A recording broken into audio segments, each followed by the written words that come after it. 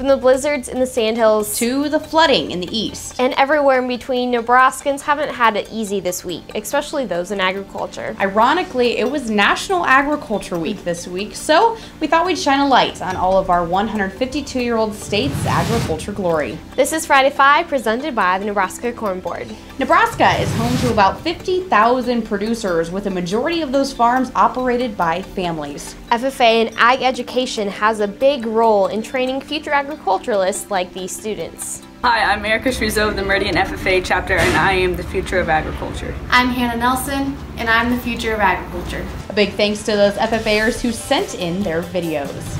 We may be known as a beef state, but there's also dairy cows in the state. Milk sales account for nearly $300 million of Nebraska's agriculture receipts. And besides cattle, Nebraska also has a lot of laying facilities, making it 10th overall in egg production.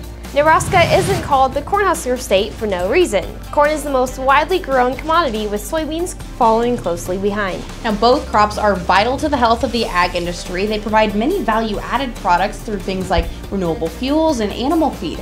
This week, our very own Bryce Duskett went on the See for Yourself tour with the Nebraska Soybean Board. He got to see how the grain from our state gets shipped to the ports and the port's influence on global markets.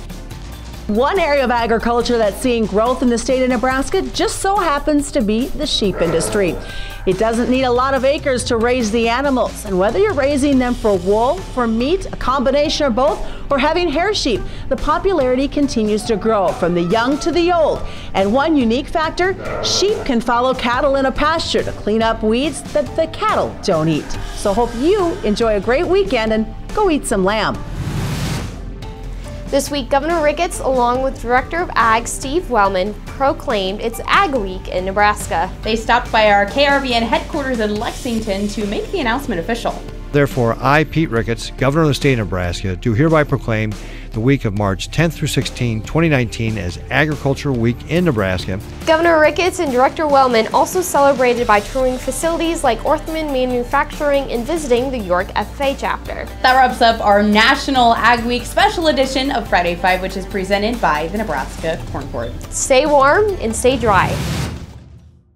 This is Mike.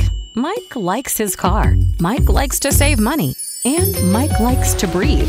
So Mike fills up with E15 with 15% American ethanol. The clean octane in E15 gives Mike the performance he wants from his engine and the clean air he wants for his family.